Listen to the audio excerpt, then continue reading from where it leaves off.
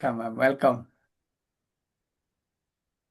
Welcome Rekha madam, खूप खूप स्वागत आहे तुमचं स्काय लिमिट आणि health with reiki healing club मध्ये.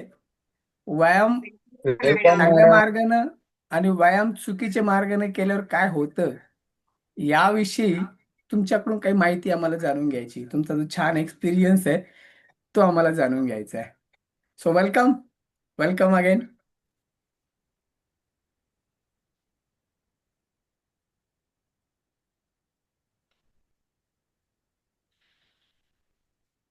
Good morning sir, good morning all of you.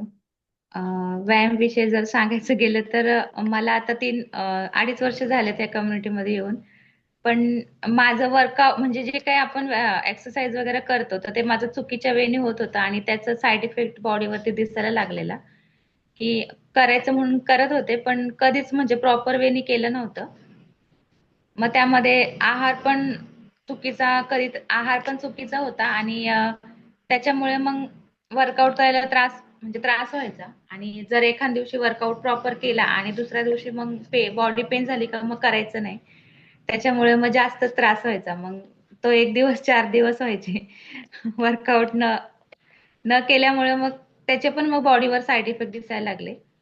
आणि जेवढं म्हणजे फॅट कमी व्हायचं ते परत डबलीने वाढायला लागलं. कारण चुकीचा आहार पण चुकीचा होता आणि वर्कआउट पण चुकीचा असायचा माझा नेहमी. पण जसं आता 1 महिना झाला मी प्रॉपर करायला लागले त्याच्यामुळे बॉडीमध्ये म्हणजे चेंजेस पण दिसायला लागले. आणि स्किन मध्ये पण खूप चेंजेस आलेत. आणि मी तरी सांगेल की व्यायाम जर प्रॉपर, ठीक आहे कधीतरी त्रास होतो, पण पुश पुश केलं पाहिजे स्वतःला आणि थोडं तरी केलं पाहिजे असं.